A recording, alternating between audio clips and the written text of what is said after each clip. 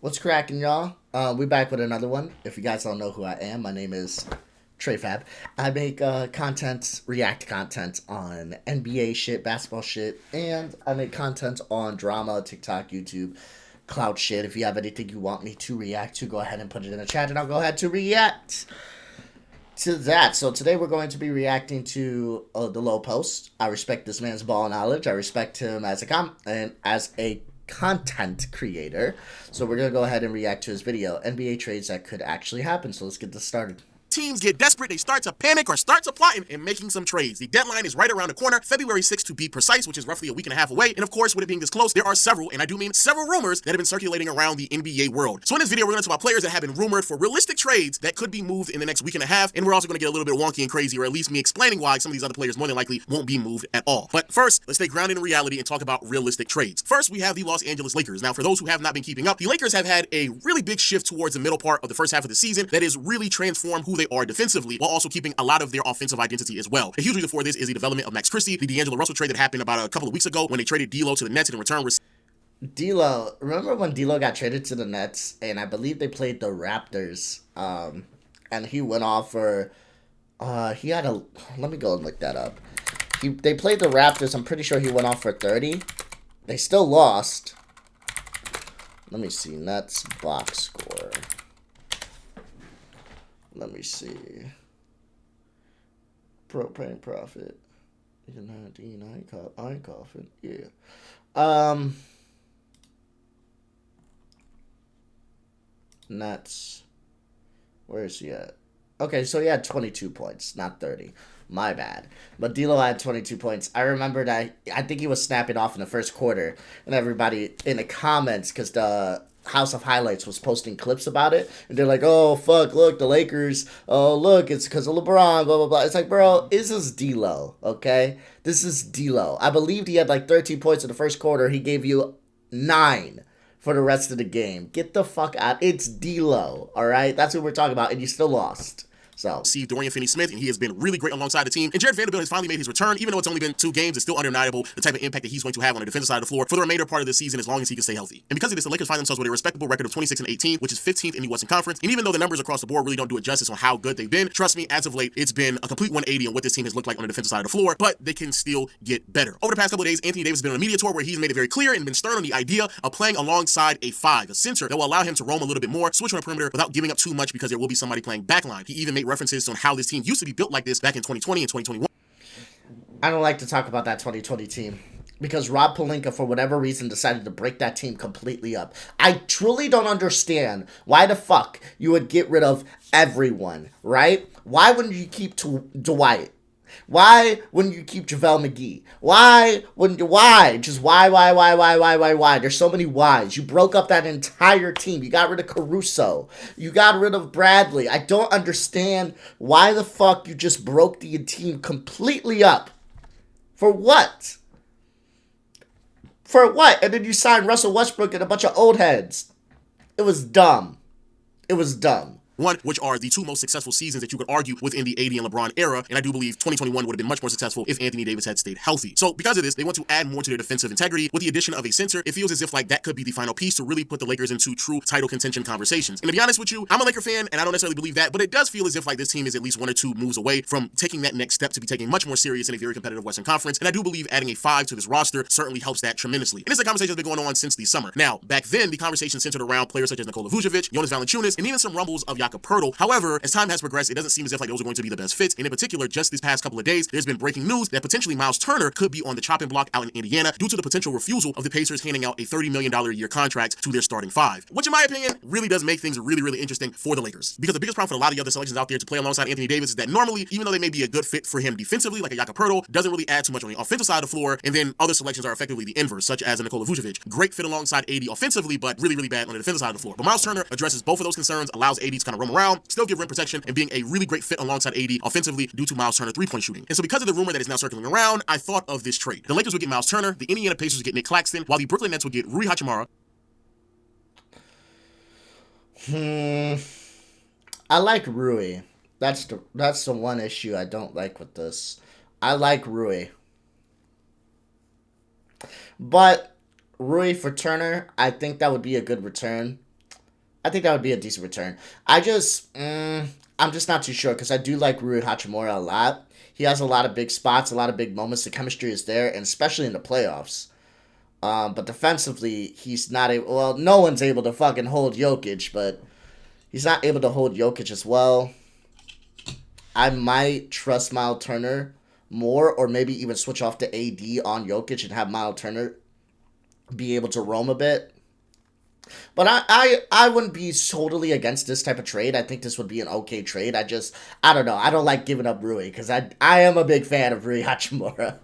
But Isaiah Jackson from Indiana, Jalen Hood-Schifino, Christian Wood, and a 2029 first-round pick. Which, in my opinion, is a pretty good deal if you ask me. Everyone wins. They get a lot of what they're asking for while also providing a lot of answers for the Lakers as well. The Brooklyn Nets get cap flexibility because Nick Claxton is under contract for 4 years. They're trying to rebuild. Making that type of commitment to a center that is not part of the process long-term doesn't really make any sense, as well as them getting a draft pick in the process as well. Then when it comes to the Indiana Pacers, they get a serviceable starting big man who is, though making $27.5 million this year, is on a regressive contract, meaning that every single year he's making less and less money. This year it's again around 27.5. Next year it's around 25. The year after that 23. And his last year he's making $20.9 million. The reason why that's very important that his contract regresses is not only because the Pacers are already pushing up against the luxury tax bill and potentially even pushing up the idea of getting into the second tax apron, because right now, going into next season, with Miles Turner coming off of the Bucks, they already have $167 million committed to their roster. Then after that, with Miles Turner again coming off the Bucks, and then Benedict Mathurin also coming off the Bucks as well, they'll have $170 million. So in this transaction, how the hell do they have so much money in their cap? Tyrese, Siakam. I'm gonna be honest with you. Do you guys believe that Pascal Siakam is deserving of this 45 mil? I mean, he's playing well. He's always played well. I don't know. That's a lot of money, though. That's a lot of money. Jesus Christ, 188 million guaranteed. That's a lot of fucking money. I did not know that the Pacers were pushing this much. Out of $170 million in your roster is this? Not a terrible roster, just, I don't know, dog. It just feels like they should be better, especially if you're pushing up against the cap.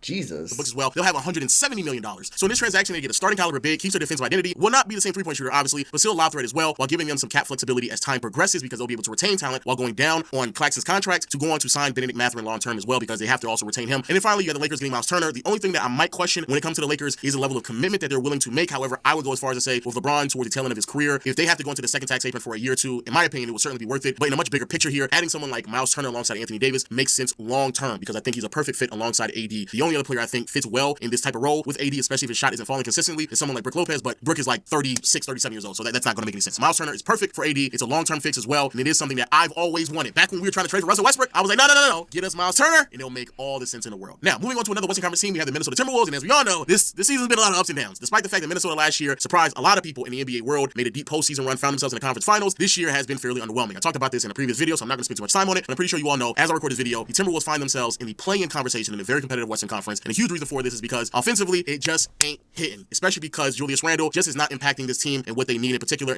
What? Julius Randle was not a great pickup for the Minnesota Timberwolves? Are you telling me the same Julius Randle that played on the New York Knicks, that same Julius Randle is not playing as well as he should be playing? The same Julius Randle that had New York fans going absolutely ballistic night after night because of the way he be playing, especially in the playoffs? That Julius Randle? I don't believe it. I don't believe it. You're a liar. Nope. In terms of floor spacing, while also kind of keeping the ball moving, and also somehow is a worse defender than Towns was last year as well, which is very head-scratching. Because of this, there of course is going to be some conversation on how can they make an improvement on this roster without making any steep financial commitments. And in my opinion, the best way to kind of get out of the Julius Randle experiment, which I never believed was going to be a long-term fix anyway, is to go ahead and send Julius Randle over to the Utah Jazz, potentially send them a pick as well, and in return receive John Collins. Now, I get it. Going from Karl-Anthony Towns to John Collins, that's a yikes. But that's something that we kind of all knew that Minnesota was going to have to do anyway. We already knew that because of the amount of money that they gave to Karl-Anthony Towns, that they were never going to make any long-term commitments to a core that featured Towns, Gobert, and Anthony Edwards, because down the pipeline, they still have to pay Naz Reid and Nikhil Walker-Alexander, which are contracts that are coming up as soon as this upcoming summer. And because of the future commitments that they know they're going to have to make, that was the reason why they pivoted off of Towns to receive Julius Randle to potentially receive some cap flexibility while also retaining some type of competitive nature behind the transaction as well. But that just doesn't happen whatsoever. I do believe that moving off of Randle, bringing in another power forward at the same height and size, who is a much better three-point shooter, and more importantly, more willing to take a pay cut or take less money than Collins is making right now, because John Collins is making around $25, $26 million. I do believe when his contract is up, he'll take less money, which will then give them the financial flexibility to retain the Hill and Nas Reed for long term, and that right there is the bigger picture that they need to be doing anyway. And then Utah is Utah. They just want flexible contracts and as much draft compensation as they probably can receive. That's really a no-brainer. Now, those are some of the more realistic trades, realistic players that maybe moved around. Maybe not now, hopefully later on, but that's that. Now, let's go into the unrealistic trades that have been really grabbing the headlines, and I just need to give you all some updates on some of these players. First things first, Bradley Beal is not being traded. I'm sorry to say that. Let me go get a count. I thank you for that. Bradley Beal has a no-trade clause. In order for Bradley Beal to be traded, Bradley Beal needs to sit there and say, I want to be traded. I am tired of hearing so many fans who are part of the Phoenix Suns talk about they're going to get Jimmy Butler. You're not getting Jimmy Butler. If you guys think you are getting Jimmy Butler, you're absolutely fucking delusional.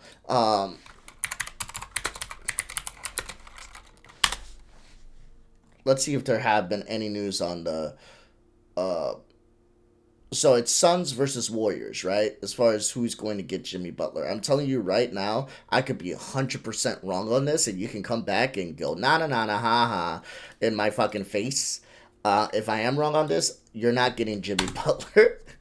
And the reason for that is because there's no way you can have Jimmy Butler, you can have Kevin Durant, Bradley Beal, and Devin Booker. You have to get rid of one of those three. It ain't gonna be Devin, and it ain't gonna be KD, so it has to be Beal. And Beal ain't going anywhere because he has a no-trade clause, and he made it fucking clear he is not leaving to go to Miami. That is a fact that he made sure everybody understood. So, if he's not going to Miami, and you know he's not going to Miami, then where the fuck is he gonna... How the fuck are you gonna get Jimmy Butler to... I keep seeing this shit, but how the fuck are you getting Jimmy Butler to the Suns? It makes more sense that he goes to the Warriors, if anything. I don't see him going to the fucking Suns. It just makes absolutely no sense.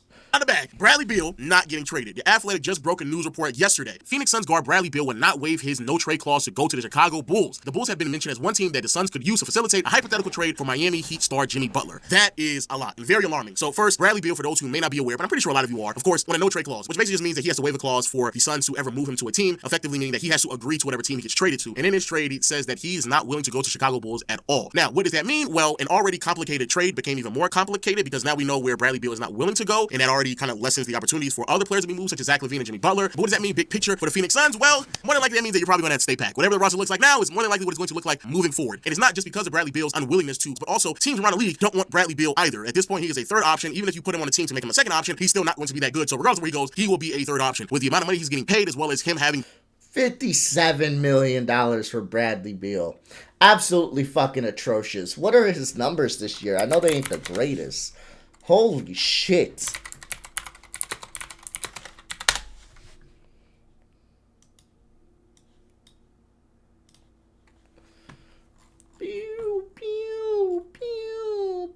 He's 17 points per game on 49% shooting from the field, 40 from 3, 3.4 rebounds, 3.4 assists, about a steal and a half a block.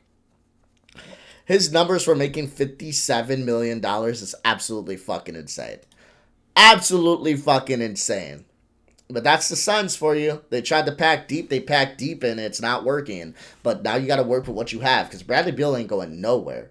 These type of contingencies on his contract, it practically makes him unmovable regardless of where he goes. And so at that point, it's just really, really hard to move Beal. But I don't think that's ever going to happen because, again, Bradley Beal has to agree on that transaction. Now, Jimmy, we talked about this ad nauseum, and I'm going to continue to stand firm on this idea that I don't think he's going to be traded. Yes, I know there's been more and more news being broken about Jimmy not showing up or leaving practice early, being upset, suspensions, all those things. The reason why I've avoided reporting on it because I just believe it's a bunch of noise that's going to result in him staying in Miami. The type of money he's getting paid and the level of commitment that whatever team trades for him is going to have to make long term already makes it very difficult to move Jimmy. Not impossible, but just really, really difficult. But on top of all the other shenanigans, I just don't see how Jimmy Butler is that desirable of it.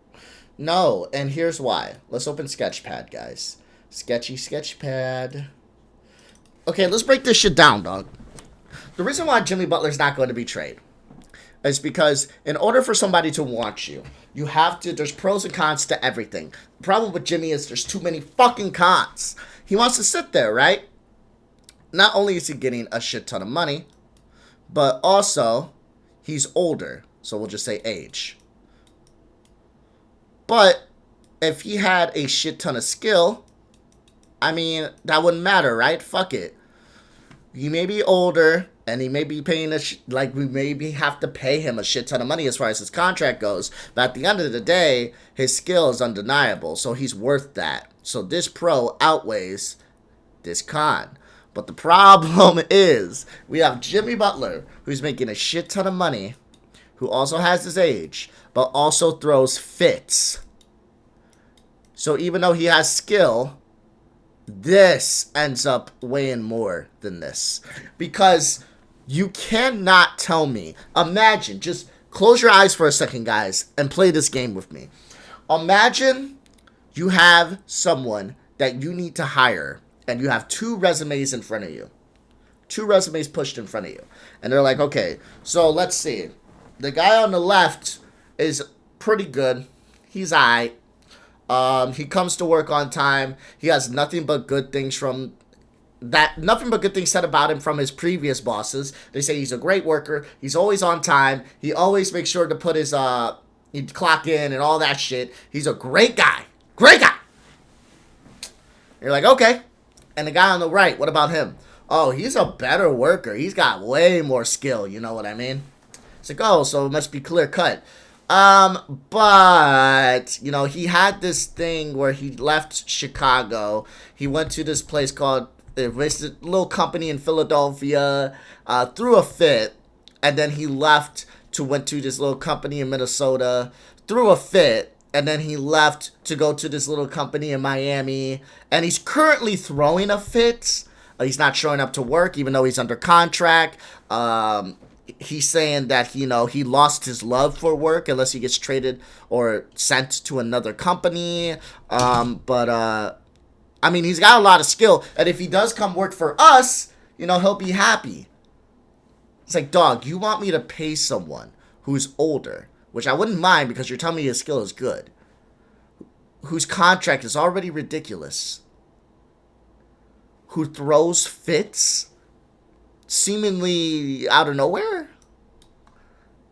I don't care if you side with Jimmy Butler or not. At the end of the day, the fact that he has not left a place in good terms is a red flag. Whether you want to say Jimmy every single time, from Chicago to Philly to Minnesota to Miami, all of these are fucking not his fault. Okay, sure. You want to say that?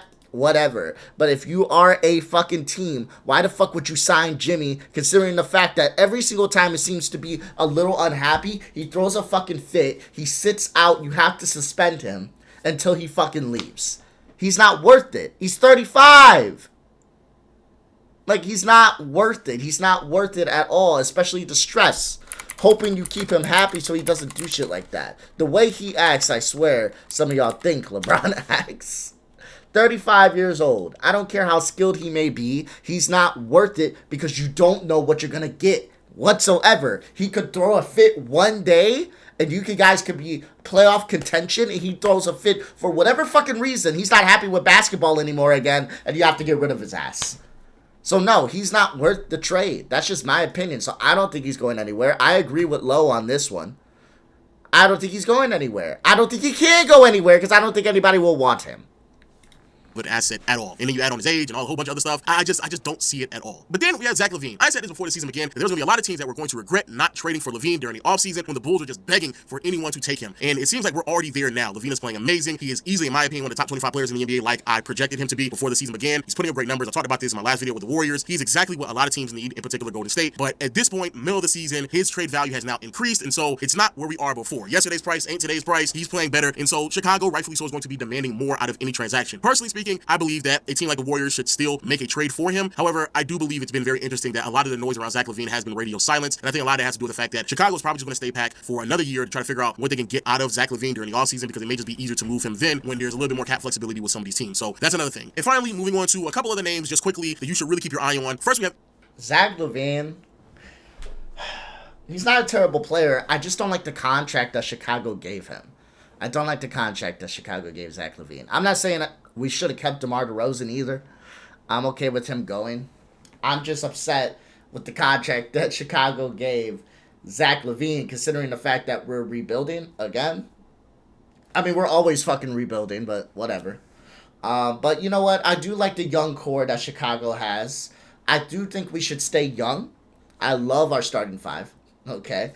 I think we should get rid of Zach LaVine probably for some young pieces or even draft capital. I'd be somewhat okay with that depending on the picks and depending where we trade him to. But for now, I do think Chicago should stand pat, wait till the offseason, and get rid of and offload Levine then. I don't think we should do that right now. Ingram out in New Orleans, where the Pelicans have found themselves in a very peculiar situation. His entire season was supposed to be them finding out the true value of Herb Jones and Trey Murphy, but bro, they've been dealing with injuries all season long. Trey Murphy, in my opinion, has really stepped up into that role, and it may give them even more reasonings to move on from Brandon Ingram. Herb Jones just hasn't done that at all. Same with DeJounte Murray, and then Zion is just missing games also. And so, despite the fact that Ingram has also found himself missing a lot of games as well throughout the season, his value really hasn't changed too much because they still need him to play games because nobody else is really playing games. So that's very interesting, and I also kind of wonder where his value is for the rest of the market because him missing this amount of games certainly isn't improving him in those regards. Then you have Nikola Vucevic out in Chicago, solid contract, a lot of buzz around his name, but terrible defender, so I don't know how much interest there is going to be out there for him. Similar things with Jonas Valanciunas on Washington, really good. Going back to Chicago, we need to trade his old ass. Oh, need to get rid of his old ass, his old fucking ass. We need to get rid of him. I'm sorry. I want us to go young. I want us to stay young. I want us to build and actually build up the core that we have. I feel like Chicago finally has a core that can actually do some shit in the future. We actually have a decent core. Vucevic, he's got to go. I love him. I have nothing against him, and I think he's great as far as the team that we have right now. He is a great piece to it, but like I said, I want us to stay young and move forward. And what we should do is get rid of Vucevic and get rid of Levine and get some good pieces in return for the two. I'm not saying that we should get rid of them for pennies on a dollar. We should definitely keep a veteran in the locker room, so I wouldn't be against keeping Vucevic. If shit hits the fan and you're just not getting a good trade value for him, sure, keep Vucevic. But at the end of the day, Levine's got to go. We got to stay young. We got to keep building, and we got to keep the core that we have because I think Chicago can be good again. They can be.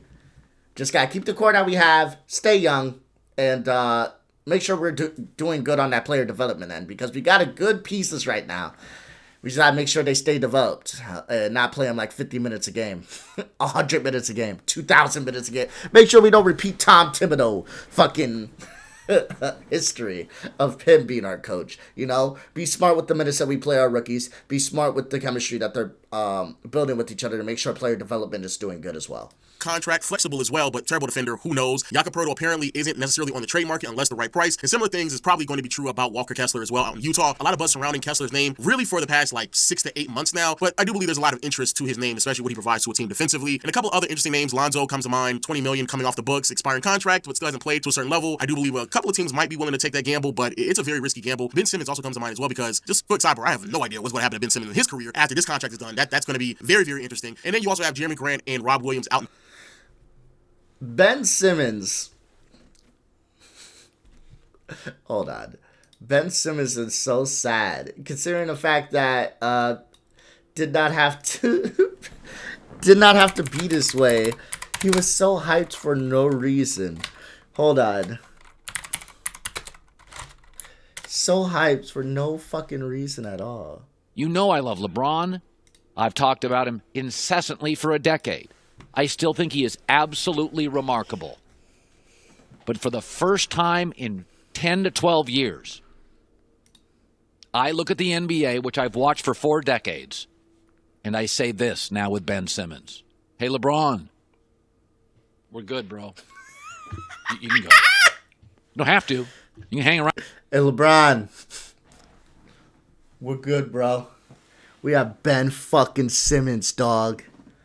We're good. Get the fuck out. Yeah, I'm sorry. That was a terrible take. That was probably one of the worst NBA takes that I've seen in a while. I'll probably make a video about that. I'm gonna make a video of bad NBA takes from commentators. Yeah, I'll probably do that. I'm probably gonna do that. I'm gonna react to that. Anyway, let's finish this up.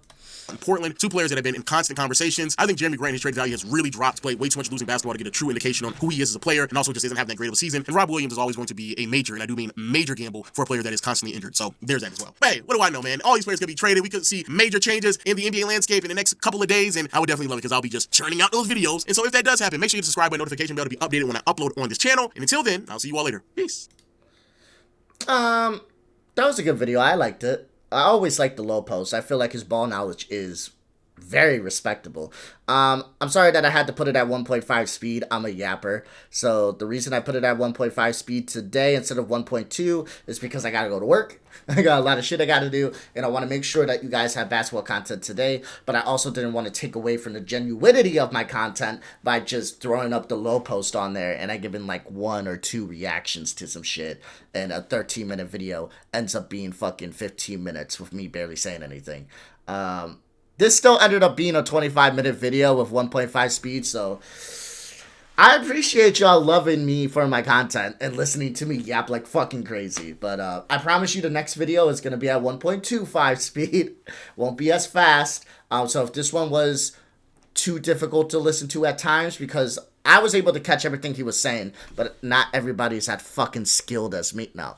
But not everybody's able to like catch on if someone's talking really fast, especially if it's sped up. If this was a little difficult to listen to, I want to apologize up front. Like I said, I wanted to make sure you guys had content today. Genuine content from me as well. So it was either make sure he talks slow, but I give you non-genuine content, or give you nothing today. So to make up for that, I will give you a long-form video tomorrow. There is a LeBron versus Jordan debate that I saw pop up on my TikTok feed. It's a small channel.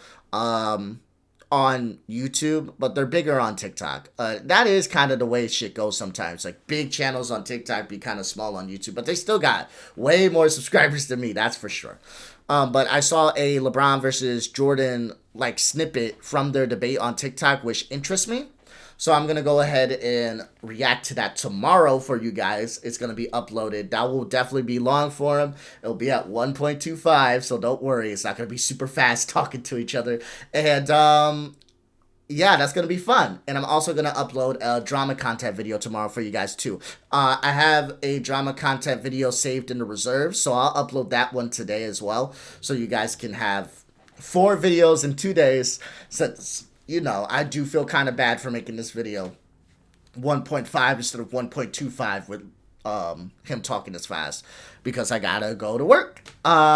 So I appreciate y'all loving the content. I will record tonight that LeBron versus Jordan debate. I will probably have that pop up in your guys' notifications. I don't like to do it with every video. I only do it with videos that I feel, you know, that you guys are interested in. LeBron versus Jordan, maybe a reaction to a certain creator you guys wanted me to really react to, shit like that.